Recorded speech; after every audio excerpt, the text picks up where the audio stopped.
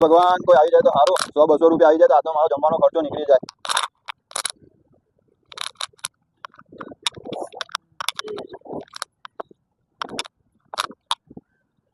ये अंधा है क्या?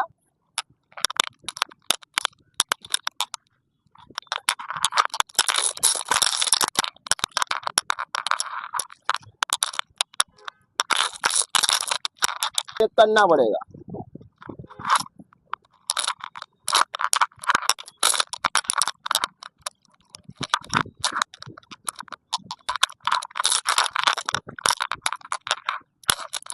सच में अंधा लग रहा है.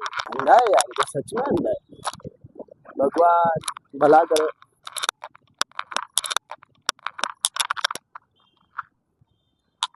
हाय આ ભાઈ લો મારી ચડ્ડી ભીની કરી નાખી. મને તો એવું લાગતું હતું મારશે અને 1 રૂપિયા આપી દે. મારાથી બી ડબલ ભિખારી લાગતો હતો.